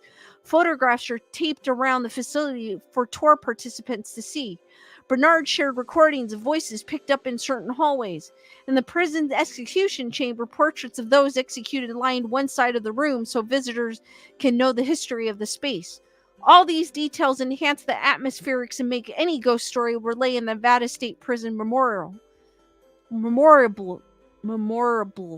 Maybe story is the wrong word. The excursion with Bernard was an experience more than anything. This reporter heard eerie sounds, knocks, and moans, but did not see an apparition. Disbelief and belief were in constant interplay, muddling the lines between imagination and objective reality. One thing was certain. I stayed as close to Bernard as possible as she led us through the darkness and talked about ghosts. We don't know. Are they stuck here? Are they in a realm where they can't leave? Or are they still living those times? Bernard asked. That's why we are investigating, to try to figure it out, right? After the appeals tour, a crowd was waiting at the entrance of the prison, preparing for a ghost walk that night. It was a relief to see so many human beings. If the crowd were any indication, the paranormal aspect of the prisons are garnering visitors, not to mention state and national media attention. The prison was featured on the Travel Channel Destination Fear.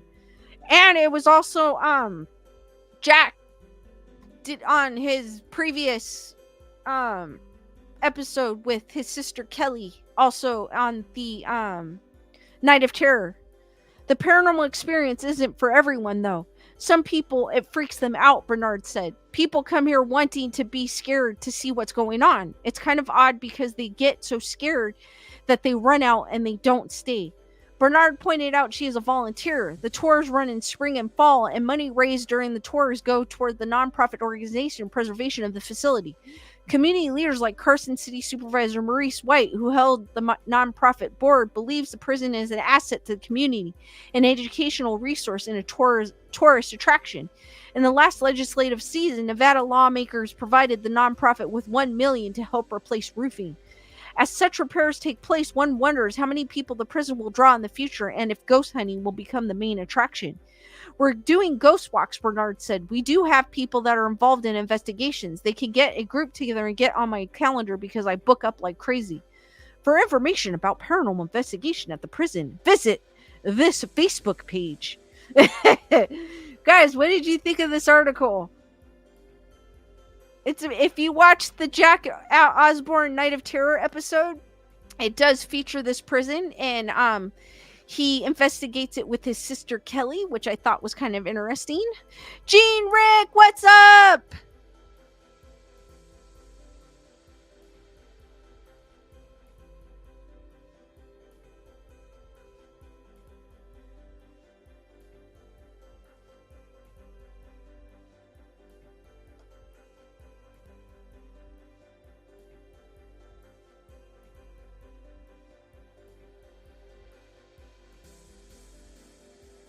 Teresa, I liked it. Andre goes, well, that's only 300 miles from my area.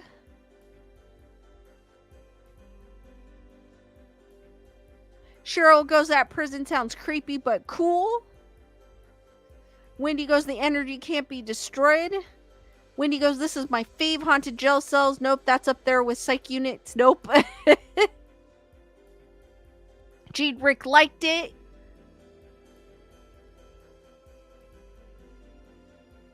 That sounds like a place. I guess they only have tours during the spring and the fall is what they said.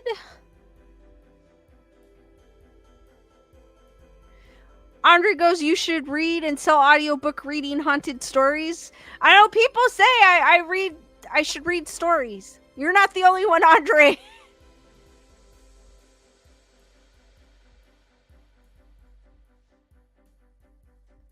But that's a place I would like to go to. It sounds like a pretty cool place. And I'm glad that the city of Nevada or the supervisors decided to fund the prison and feel like it's a great asset to the community.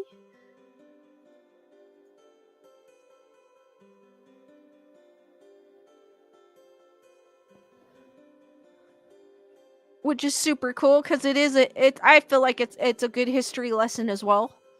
Not just for the ghost hunting, but I have a feeling because the article asks if it's going to be more of a ghost hunting attraction, but I think that's probably what's going to happen because they do ghost walks there. It's probably going to be more what is going to attract people is the ghosts. Teresa goes, there's a haunted jail prison within 4 hours. Me and my husband coworker went. It's a overnight thing, but I can't remember where it is exactly. Daisy, what's up? Just pulling up to my driveway from work. That's super cool, Daisy. Glad you can make it. Chris Barber goes, there's a prison north of me that is supposed to be haunted.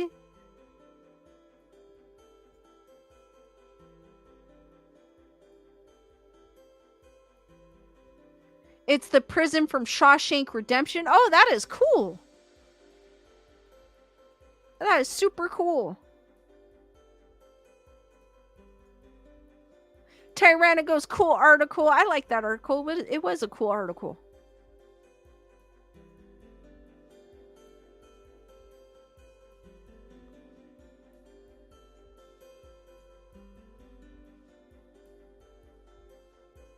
Teresa goes, I'm in southeast Idaho.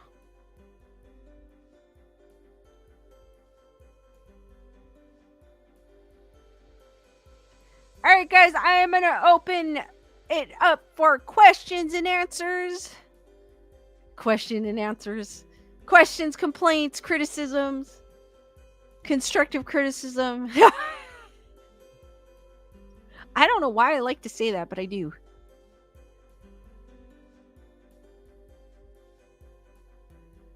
Chris Barber goes, it's a few hours away. Does it have tours, Chris? That sounds cool.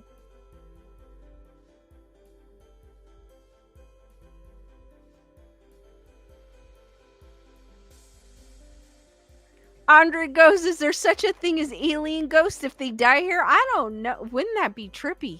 That's a good question, Andre.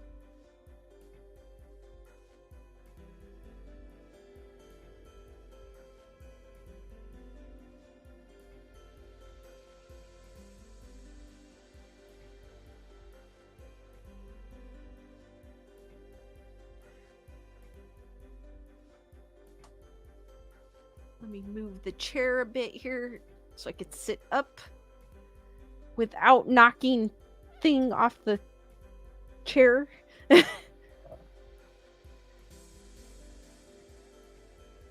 Because unfortunately, there's no way of me getting him on there without him falling. Chris Barber goes, I know there has been ghost hunting shows there. Bernadette goes, have you seen a Sam and Colby video yet? The one they dropped a day ago with the Conjuring House is crazy. If you're not a believer, they make you one for sure. No, I have not. Cheryl King, how is work going? Today was a smooth day. It's still kind of every day there's something new. Everybody there wants to leave. I'm not the only one. Like, everybody is, like, done.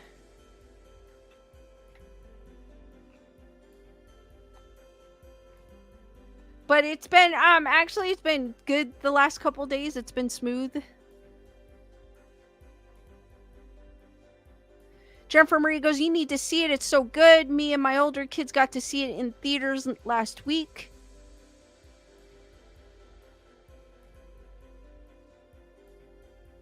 Daisy says, I just cleaned a house full of Halloween monsters, except this is their normal decor all year round. I have so many pictures, wish I could show y'all. That's so cool, Daisy.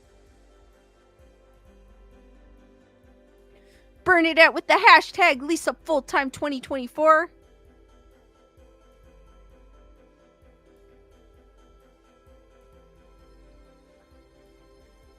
D Nice, I hate when that happens. Kyle, what's up?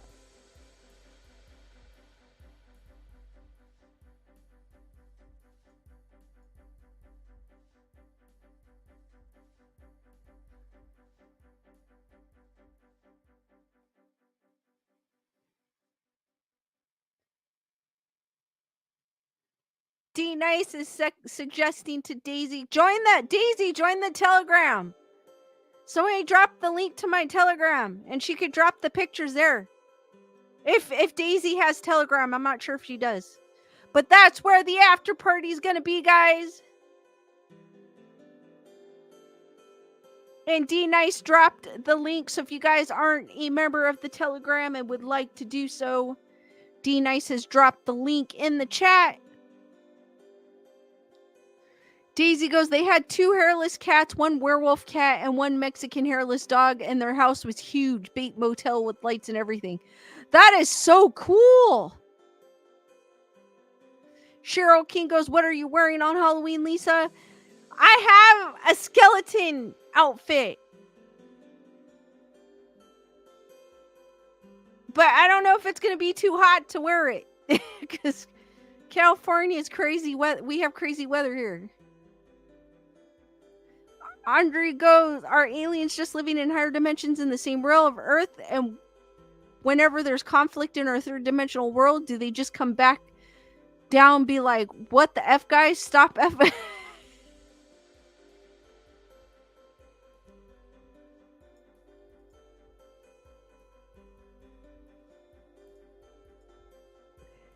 Okay.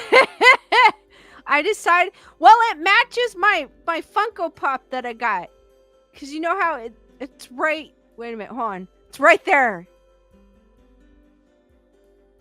It's me in a skeleton outfit with a ghost. Chris Barber goes, are you planning a show for Halloween? I don't know yet. I may do one. I'm not sure.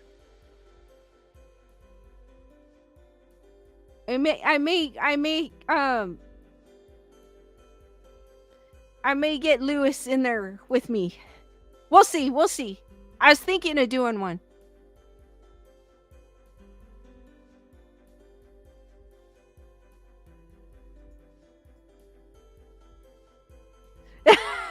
Bernadette, you should wear it on Saturday and we'll try to find you and your duck.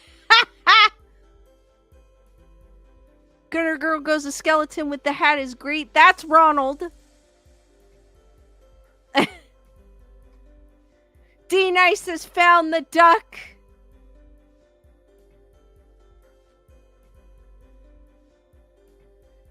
And she's all asking, do y'all see him? Andre goes, can aliens see ghosts? That's a good question. But knowing them, they can, because they have greater technology than we do, allegedly.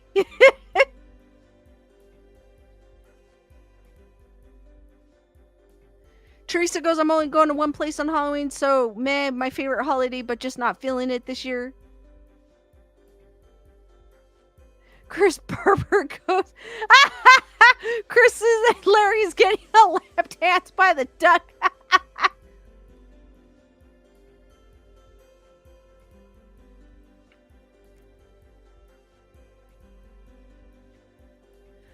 Kyle GT goes, out of all the ghosts, cryptids, monsters, demons, etc., what scares you the most? I think they're all cool, so they don't really scare me. But I don't know about encountering it in real life. That's another story. Like, I think if I saw this creature, heck, even if I saw an alien, I think that would that would probably creep me out a little bit. But I still think they're all cool though. So.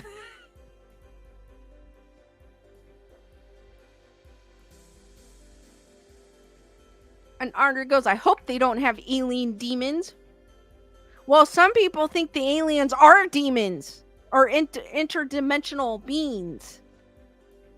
Brandon, what's up?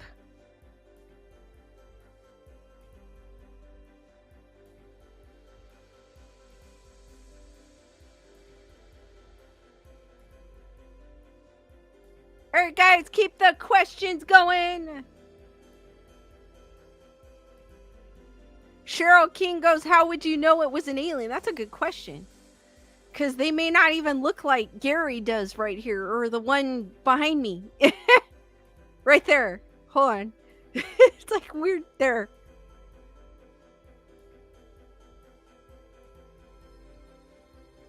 D Nice goes, you guys remember we started a little game with one of Lisa's ducks. It's the skeleton one. Do you see it? I think Jennifer Marie caught it at the beginning, and then D Nice has found it.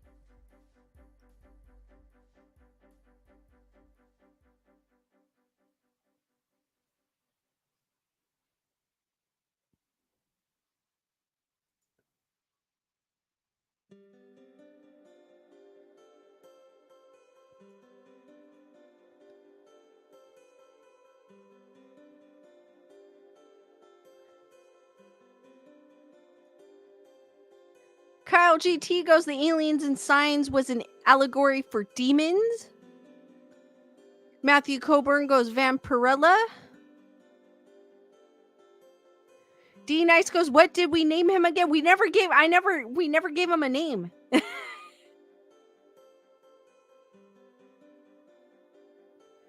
Teresa goes, everything's so tiny I can't pick it out.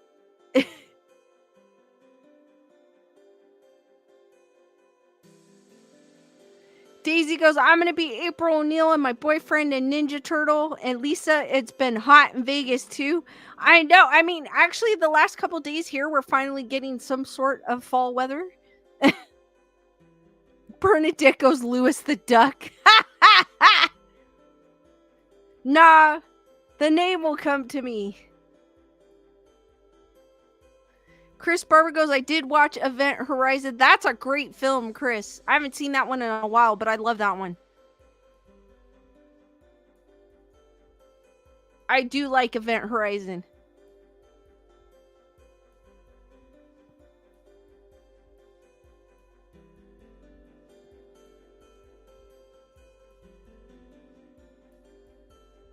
All right, guys, keep the questions going. I'll be on for a few more minutes.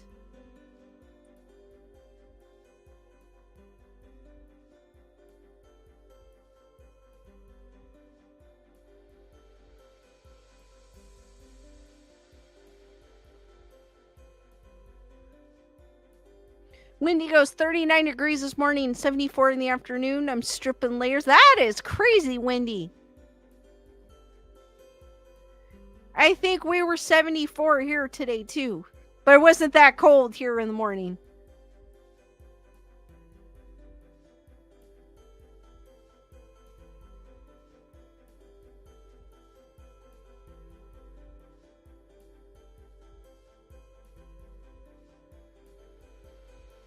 Matthew goes,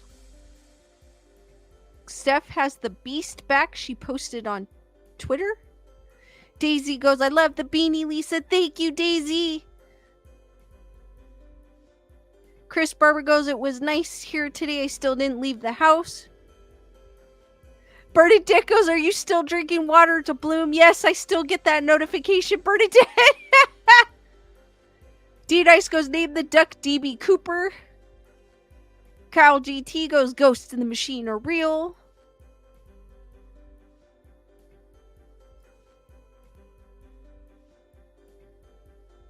Ah, gotcha, Matthew.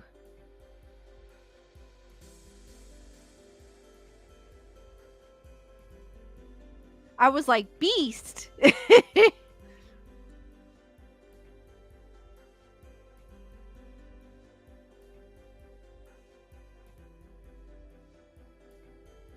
Andre dreamt of zombie demons the other night.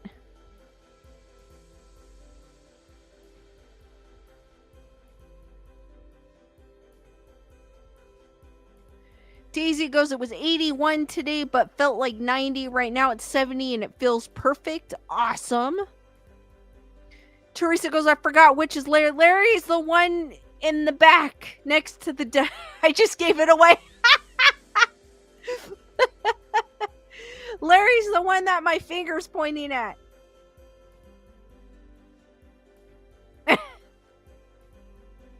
Jerry's there somewhere. Actually, Jerry's there somewhere. You just can't see him because my mic stand is in the way.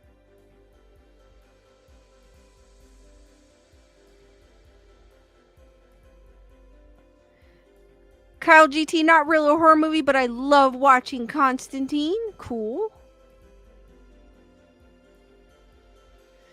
D Nice goes, if you find ghost footage on TikTok, you can also forward to Lisa on that platform. Yes, guys. If you find some creepy, or Telegram, however you want to do it, I get messages even on Facebook. So however you guys, if you find something spooky, I do look at them. And I do share some of them on the stream.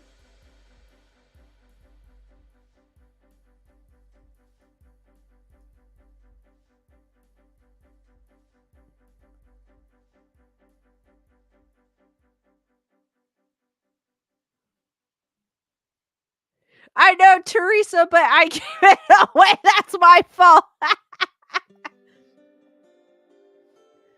Alright, guys, any last minute questions?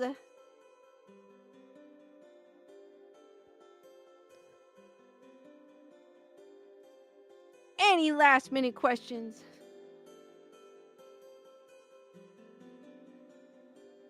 Brandon's asking, do you think ghosts can haunt us in our dreams like a Freddy Krueger situation? I think they do. I think spirits visit us in our dreams. I do believe in that, big time. Because when my mom had passed away, I would always dream about my mom, and I knew that was her way of checking up on me. So I do believe in that. I do believe in like a Freddy Krueger type situation too.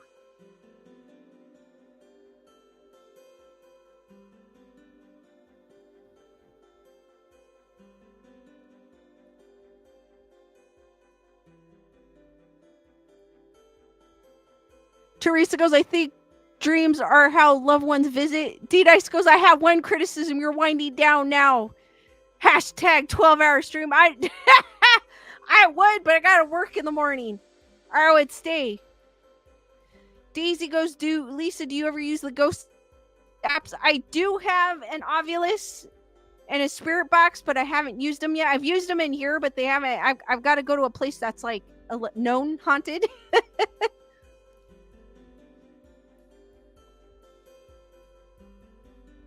Andre goes, would aliens not allow us to succeed to travel to other planets based on their experience they've seen on how destructive we could be in our...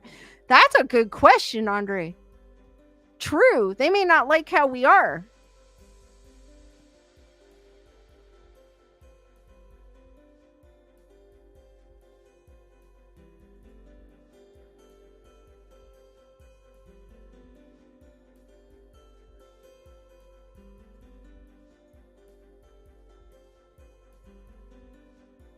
Chris goes, I haven't dreamed about my mom since she passed. I haven't dreamt in a while because my schedule's like this. So I haven't really... Some days I sleep well, some days I don't.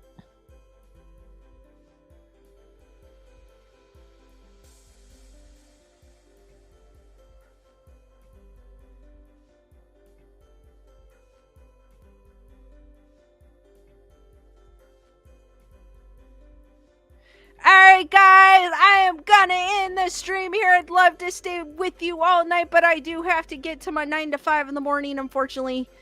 So thank you guys for joining me, and I will see you on the next one.